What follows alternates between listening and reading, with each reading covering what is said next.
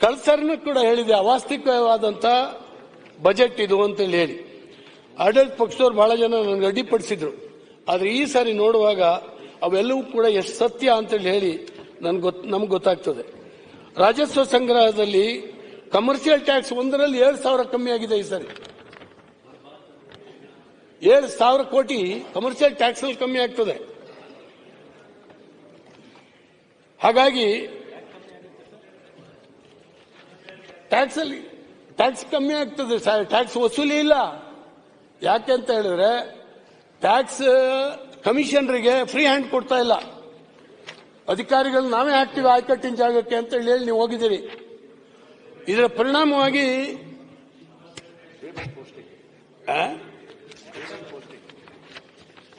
Payment ಸೀಟೇ ಜಾಸ್ತಿ ಅಲ್ಲಿರುವಂತಹ commercial ಟ್ಯಾಕ್ಸಿನ ಅಧಿಕಾರಿಗಳಲ್ಲಿ. ಹಾಗಾಗಿ ಅಲ್ಲಿರುವ ಕಮಿಷನರಿಗೆ ಏನು ಅಧಿಕಾರವೂ ಇಲ್ಲ.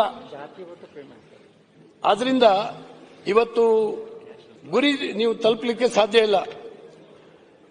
ಈ ಸಾರಿ ಈ ವರ್ಷ ಹೆಚ್ಚುವರಿಯಾಗಿ 28,000 ಕೋಟಿ ತೆರಿಗೆ ಸಂಗ್ರಹದ ಗುರಿ ಇಟ್ಕೊಂಡಿದ್ದೀರಿ. ಇದು ಎಷ್ಟರ ಮಟ್ಟಿಗೆ ಆಗ್ತದೆ ಗೊತ್ತಿಲ್ಲ. ಆದ್ರಿಂದ ಈ ರಾಜ್ಯದ ಜನರನ್ನ ಮುಂದಿನ ದಿನಗಳಲ್ಲಿ ಸಾಲದ ಸುಳಿಗೆ ದೂಡುವಂತಹ ಎಲ್ಲ ಪ್ರಯತ್ನಗಳು ನಡೀತಾ ಇದ್ದಾವೆ. ಆದರೆ ಇವತ್ತು ನೀವು ಕೇಂದ್ರ ಸರ್ಕಾರದ ಸಾಲದ ಬಗ್ಗೆ ಹೇಳಕ್ ಹೊರಟಿದ್ದೀರಿ. ಕೇಂದ್ರ ಸರ್ಕಾರ ಎಷ್ಟು ಸಾಲ ಮಾಡಿದೆ, ನೀವಿಷ್ಟು ಸಾಲ ಮಾಡಿದೆ ಅಂದ್ಕೊಳ್ಳೆ ಮೊನ್ನೆ ಎದ್ದು ಹೇಳ್ಬಿಟ್ರು.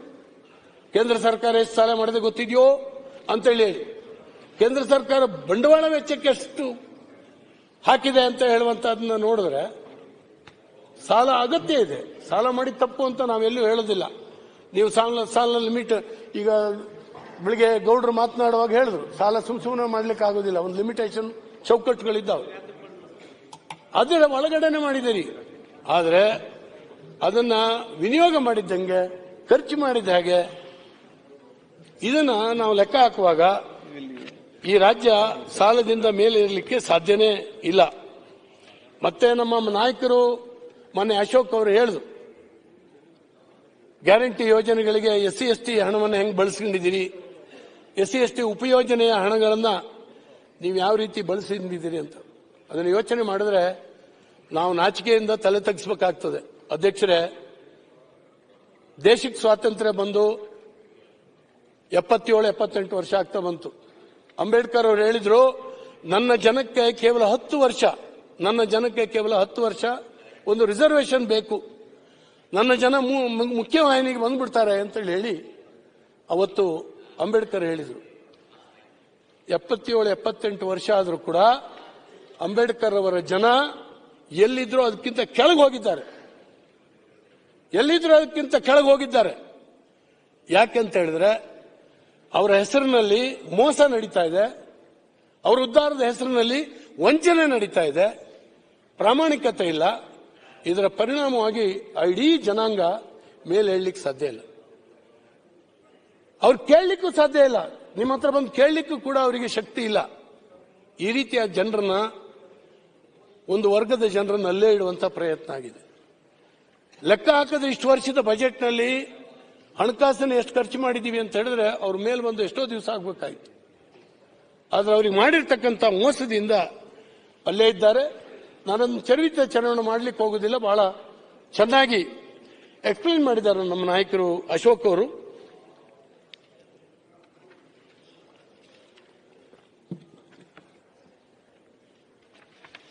ಮಾಡಿದ್ದಾರೆ. ಅಧ್ಯಕ್ಷರೇ, ನಮ್ಮ ಶಕ್ತಿ ಮಂತ್ರಿಗಳು ಇಲ್ಲೇ ಇದ್ದಾರೆ.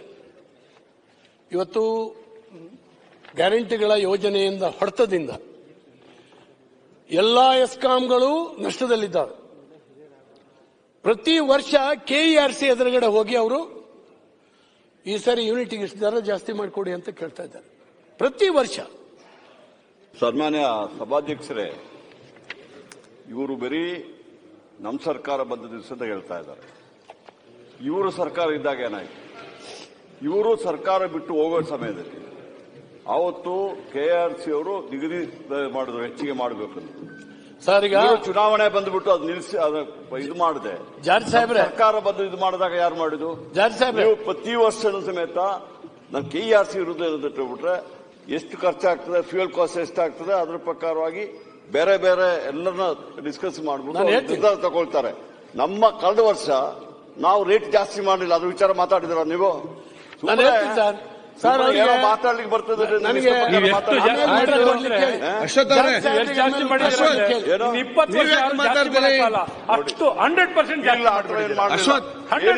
ನೋಡಿ, ಮೆಟ್ರೋ ವಿಚಾರ ಮಾತಾಡ್ತಾರೆ. ಅವ್ರಿಗೆ ರಿಪ್ಲೈ ಕೊಡ್ಲಿಕ್ಕೆ ಅವ್ರಿಗೆ ಮಾತಾಡಿ, ಯಾರಿಗೆ ಜನ ಆಯ್ತು.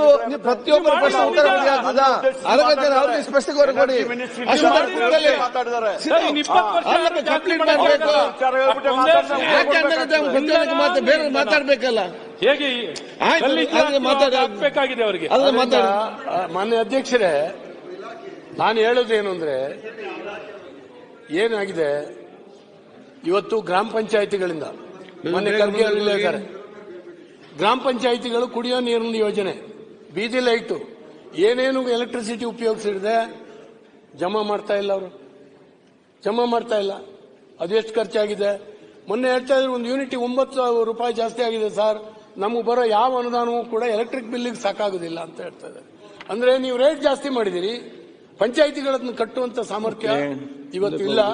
ಹಾಗಾಗಿ ಬರ್ತಾ ಇಲ್ಲ. ಅನೇಕ ನಷ್ಟಗಳನ್ನು ಹೊಂದಿದೆ ನಿಮ್ದು. ನಾನು ಕೂಡ ತಮಗೆ ಕೆಲವನ್ನ ಕೊಟ್ಟಿದ್ದೇನೆ, ಇನ್ನೂ ಕೂಡ ಕೊಡ್ತೇನೆ, ನಿಮ್ ಜೊತೆ ಮಾತಾಡ್ತೀನಿ. ಪ್ರಾಮಾಣಿಕವಾಗಿ ವ್ಯವಹರಿಸೋಣ. ಯಾಕಂದ್ರೆ ನಿಮ್ಮ ಇಲಾಖೆ ಮಾಡುವ ತಪ್ಪಿನಿಂದ ಮತ್ತು ಅನೇಕ ಇಲಾಖೆಗಳು, ಈಗ ಮೈನರ್ ಇರಿಗೇಷನ್ ಇರ್ಬೋದು, ಮೇಜರ್ ಇರಿಗೇಷನ್ ಇರ್ಬೋದು, ಎಲ್ಲಿ ಕಟ್ಟಿದ್ದಾರೆ ನಿಮ್ಗೆ ಹಣನ? ಹಣ ಕಟ್ಟಲೇ ಇಲ್ಲ. ಸಾವಿರಾರು ಕೋಟಿ ಬಾಕಿ ಉಳ್ಕೊಂಡಿದೆ. ಇವರು ಕೂಡ ಸಭಾಧ್ಯಕ್ಷರೇ, ಇವರು ಸಚಿವರಾಗಿದ್ದರು, ಇವರು ಮಂತ್ರಿಮಂಡಲ ಇತ್ತು. ಇವರು ಇವತ್ತು ಹೇಳಿ, ನಮ್ಮ ಸರ್ಕಾರ ಇದ್ದಾಗ ವರ್ಷ ವರ್ಷ ಎಲ್ಲ ಇದನ್ನು ನಾವು ಗ್ರಾಮ ಪಂಚಾಯತ್ ದುಡ್ಡು ಕೊಟ್ಟಿದ್ದೀವಿ, ಬ್ಯಾಂಗ್ಳೂರ್ ವಾಟರ್ ಸಪ್ಲೈ ದುಡ್ಡು ಕೊಟ್ಟಿದ್ದೀನಿ ಹೇಳಿ. ಇವರು ಏನು ಮಾಡಿದಾರೆ ಅಂದ್ರೆ ಇವ್ರು ಕಟ್ಟಲಿಲ್ಲ, ಇವರೆಲ್ಲ ನಮ್ಮ ಮೇಲೆ ಹಾಕಿದ್ದಾರೆ. ಇವತ್ತು ನಾವು ಪ್ರಯತ್ನ ಮಾಡಿ 2 ವರ್ಷದಲ್ಲಿ ನೀವೆಷ್ಟು ಕಟ್ಟಿದ್ದೀರಿ ಹೇಳಿ, ಆಮೇಲೆ ಹೇಳಿ ಸರ್, ಫಿಗರ್ ಕೊಡಿ, ನನಗೆ ತೊಂದರೆ ಇಲ್ಲ. ನೀವು ಆಮೇಲೆ ಮಾತಾಡಿ, ನಾನು ಹೇಳ್ತೀನಿ. ನೀವು ಹೇಳಿದ ಕೂಡಲೇ ಎದ್ದು ಹೇಳೋದು ನಿಮ್ ಸರ್ಕಾರ ಏನ್ ಮಾಡಿದ್ದು ಅಂತ. ನಾವಿದ್ನ ನಾವು ಟೀಕೆ ಮಾಡಿದ್ರೆ ನಿಮ್ ಕೇಂದ್ರ ಸರ್ಕಾರ ಏನ್ ಮಾಡಿದ್ದು ಅಂತ ಹೇಳ್ತೀವಿ. ಈ ರೀತಿ ಮುಂದಕ್ಕೆ ಹೋಗುವ ಈಗ ಹೊಡೆಯೋ ದೊಣ್ಣೆಯಿಂದ ನಮ್ಮ ಹಳ್ಳಿನಲ್ಲಿ ಹೇಳ್ತಾರೆ, ಹೊಡೆಯೋ ದೊಣ್ಣೆಯಿಂದ ತಪ್ಪಿಸ್ಕೊಂಡ್ರೆ 100 ವರ್ಷ ಆಯುಷ್ ಅಂತೆ. ಹಂಗೆ ನೀವು ಎಲ್ಲೆಲ್ಲೋ ಬೆರಳು ತೋರ್ಸಕ್ಕೆ ಹೊರಡ್ತೀರಿ. ನೀವು ಪ್ರಾಮಾಣಿಕವಾಗಿ ಆತ್ಮಾವಲೋಕನೆ ಮಾಡ್ಕೊಳ್ಳಿ. ನೀವು ಮಾಡಿ ಸರಿನಾ? ನೀವು ನಿಮ್ ಸರ್ಕಾರ ತಂದಿದ್ದೆ ಆ ಕಾರಣಕ್ಕಾಗಿ ನಮ್ಗಿನ್ ಚೆನ್ನಾಗಿ ನಡೆಸಬಹುದು ಅಂತ. ನಮ್ಗಿನ್ ಚೆನ್ನಾಗಿ ನೀವು ಮಾಡ್ಬೇಕಲ್ಲ, ನೀವು ಮಾಡಿ ತೋರಿಸ್ಬೇಕಲ್ವಾ? ಬನ್ನಿ. ಆಮೇಲೆ ಸಾರಿಗೆ ಸಂಸ್ಥೆ, ಎಲ್ಲ ಸಾರಿಗೆ ಸಂಸ್ಥೆಗಳು ನಷ್ಟದಲ್ಲಿದ್ದಾವೆ. ಅವರಿಗೆ ಸಂಬಳ ಕೊಡೋ ಸ್ಥಿತಿನಲ್ಲಿ ಇಲ್ದಿದ್ದಾಗ ಇವ್ರು ಹೋಗಿ ಹೇಳ್ತಾರೆ, ಇಲ್ಲ ನಾವು ಸರ್ಕಾರದಿಂದ ಗ್ಯಾರಂಟಿ ಕೊಡ್ತೀವಿ, ನೀವು ಸಾಲ ತಗೊಳ್ಳಿ ಅಂತ. ಅದ್ರ ಮೇಲೆ ಬಡ್ಡಿ ತೀರ್ಸೋದು ಯಾರು? ಸರ್, ನೀವು ಎಷ್ಟು ಮಟ್ಟಿಗೆ ಹೇಳ್ತೀನಿ, ಜಾರ್ಜ್ ಸಾಹೇಬ್ರೆ, ನೀವು ಬೇಜಾರು ಮಾಡ್ಕೊಂಡ್ಬೇಡಿ. ನಿಮ್ದು ನುಡಿದಂತೆ ನಡೆದಿದ್ದೇನೆ ಅಂತ ಹೇಳಿ ಪುಟಗಟ್ಲೆ ಅಡ್ವರ್ಟೈಸ್ಮೆಂಟ್ ಕೊಟ್ರಲ್ಲ, ಟಿವಿನಲ್ಲಿ ಅಡ್ವರ್ಟೈಸ್ಮೆಂಟ್ ಕೊಟ್ರಲ್ಲ, 16 ಕೋಟಿ ರೂಪಾಯಿಗಳು ನಿಮ್ಮ ಬೆಸ್ಕಾಂನಲ್ಲಿ ಖರ್ಚು ಹಾಕಿಸಿದ್ದೀರಿ. ಬೆಸ್ಕಾಮಿನ ಕಾರ್ಯಕ್ರಮ ಗ್ಯಾರಂಟಿ, ಅದು ಸರ್ಕಾರದ ಕಾರ್ಯಕ್ರಮ, ನೀವು ಕೊಡಬೇಕಾಗಿತ್ತು. ಹೇಗೆ ಬೆಸ್ಕಾಂನಲ್ಲಿ ಖರ್ಚು ಹಾಕಿಸಿದ್ರಿ? ಎಸ್ಕಾಂಗಳಿಗೆ ಹೆಂಗೆ ಖರ್ಚು ಹಾಕಿಸ್ತೀರಿ ನೀವು? ಅದನ್ನ ಯಾರ ತಲೆ ಮೇಲೆ ತರ್ತೀರಿ? ಬಳಕೆದಾರನ ತಲೆ ಮೇಲೆ ತರ್ತೀರಿ. ಇವನ್ ದಯವಿಟ್ಟು ನೀವು ನೋಡಬೇಕು. ನೀವು ಯಾವ್ದು ಗೊತ್ತಿಲ್ಲ ಅಂತ ಹೇಳಿ ಸಿದ್ದರಾಮಯ್ಯನವರು ಅಡ್ವರ್ಟೈಸ್ಮೆಂಟ್ ಕೊಟ್ಟಿದ್ದು, ಆದ್ರೆ ಎಸ್ಕಾಂಗಳ ಮೇಲೆ ಹೇರಿದ್ರೆ ಏನಾಗ್ಬೋದು? ನಾವು ಮೊದಲೇ ಅಡ್ವರ್ಟೈಸ್ಮೆಂಟ್ ಕೊಟ್ಟಿದ್ದು ಅಲ್ಲ. ಒಂದು ನಿಮಿಷ ಕೇಳಿ, ಇವರು ಅಲ್ಲ ಸುರೇಶ್ ಕುಮಾರ್ ಅವರೇ, ನಾನು ಒಪ್ಕೊಳ್ತೀನಿ. ಅವ್ರು ಪದೇ ಪದೇ ಹೇಳುವಂಗೆ ಮಾಡ್ತಾರಲ್ಲ ಅವರು.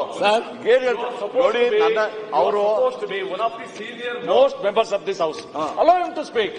ನಾನು ಅವ್ರಿಗೆ ಅಲೋ ಮಾಡ್ತೀನಿ. ಬಟ್ ಏನ್ ತೊಂದರೆ ಏನಾಗಿದೆ ಅಂತ ಹೇಳ್ಬಿಟ್ರೆ, ಮಾತಿಗೆ ನಮ್ಮ ಮೇಲೆ ಮುಖ ನೋಡ್ಬಿಟ್ಟು ಹಿಂಗೆ ಮಾತಾಡ್ತಾ ಇದ್ಬಿಟ್ರೆ ನಾವು ಸುಮ್ಮನೆ ಇರ್ಬೇಕಾ?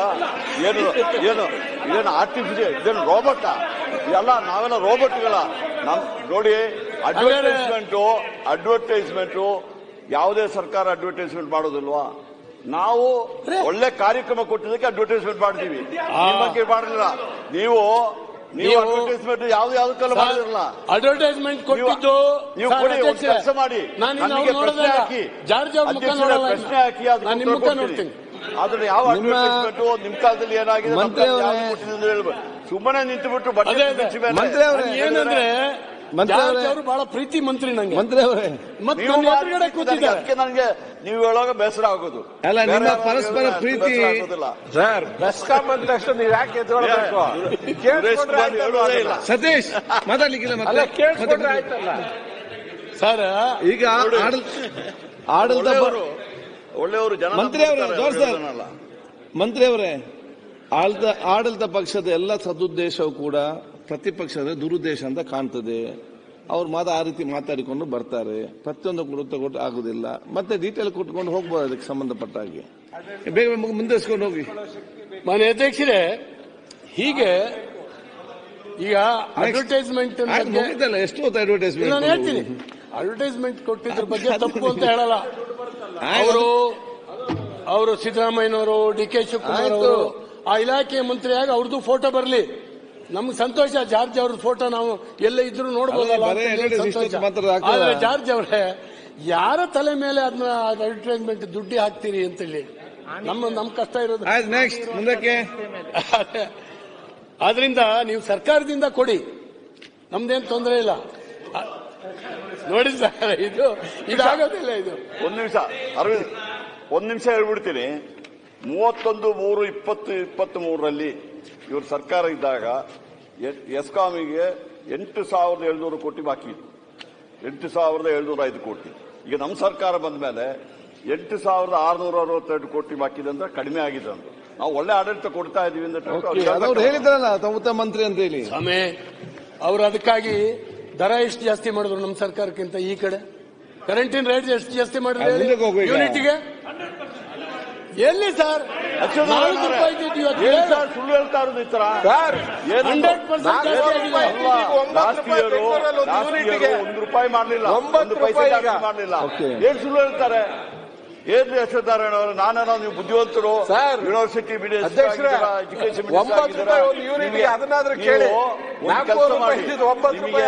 ದಾಖಲೆ ಬೇಕಾದ್ರೆ ನಾನು ಕೇಳಿ ನಾನು ಮುಚ್ಕೊಂಡು ಹೋಗ್ಬಿಟ್ಟಿದ್ದಾರೆ. ಈಗ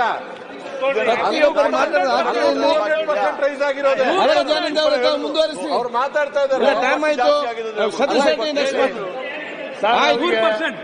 ಮಂತ್ರಿ ಅವರೇ, ಅಶ್ವಥ್ ನೀವು ಮತ್ತೆ ಮಾತಾಡುದಿಲ್ವಾ? ಜಾರ್ಜ್ ಅವರು, ಸತೀಶ್ ರೆಡ್ಡಿ, ಮಾನ್ಯ ಜಾರ್ಜ್ ಸತೀಶ್ ರೆಡ್ಡಿ ಅವರು ಪ್ರತಿಯೊಂದು ಇಲಾಖೆ ಮಾತಾಡ್ತಾರೆ. ಮಾಡ್ಕೊಳ್ಳಿ. ಆಯ್ತು, ಮುಂದುವರಿಸಿ. ಅವರು ಹಿರಿಯರಿದ್ದಾರೆ, ಅವರು ಆಮೇಲೆ ಉತ್ತರ ಕೊಡ್ಲಿ, ಇಲ್ಲ ಮುಖ್ಯಮಂತ್ರಿಗಳ ಹತ್ರ ಉತ್ತರ ಕೊಡಿಸ್ಲಿ.